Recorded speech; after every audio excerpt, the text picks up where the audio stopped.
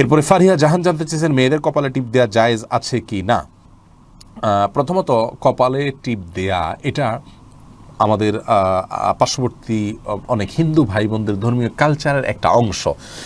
এটাকে তারা as a ধর্মীয় কালচার তারা করে থাকেন। তো তাদের সাথে সাদৃশ্য হয় এমন কাজ আমাদের করা উচিত নয়। আর এমনিতে যদি তাদের সাথে সাদৃশ্য না হয়, শুধুমাত্র তার স্বামী দেখতে ভালো লাগে, বাসায় তিনি করেন, তাহলে এটা হতে পারে। কিন্তু বেশিরভাগ ক্ষেত্রে এটা আপনার কাফির অমুসলিমদের আপনার একটা মার্কায় পরিণত হয়েছে।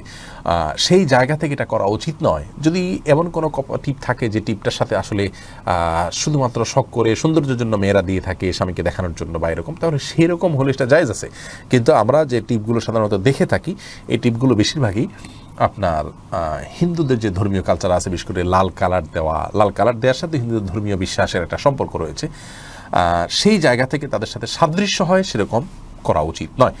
সেই জায়গা থেকে আমরা বলবো এটা অ্যাভয়েড করা উচিত। শফিকুল ইসলাম জানতে চেয়েছেন কাবলাল জুমা 2 রাকাত করে পড়তে হবে নাকি একসাথে 4 রাকাত পড়তে চলবে। কাবলাল জুমা সালাত নিয়ে ইখতিলাফ আছে, আমরা অনেকেই জানি নিশ্চয়ই যে আরবের ওলামায়ে কেরাম মনে করেন যে কাবলাল জুমা বলতে কোনো নামাজ নাই, ডাইরেক্ট 2 রাকাত মসজিদে ঢোকার নামাজ পড়ে তারপরে বসে যাবে, জুমা পড়বে সরাসরি, শেষে 4 রাকাত পড়বে। কিন্তু আমাদের ওলামায়ে কেরাম জোহরের আগে যেহেতু 4 রাকাত সুন্নাত আছে সেটাকে রিপ্লেস করে এখানেও সেইভাবে একইভাবে 4 রাকাতের কথা তারা বলে থাকেন। সেই 4 রাকাত আমাদের ওলামায়ে কেরাম একত্রে পড়ার পরামর্শই দিয়ে থাকেন, যদিও আরব ওলামায়ে কেরাম দিন এবং রাতে যত নামাজ আছে সেগুলোকে 2 রাকাত করে তারা পড়তে বলেন বিভিন্ন হাদিসের কারণে, সলাতুল লাইলি ওয়ান নাহারি মাসনা মাসনা এই হাদিসের ভিত্তিতে।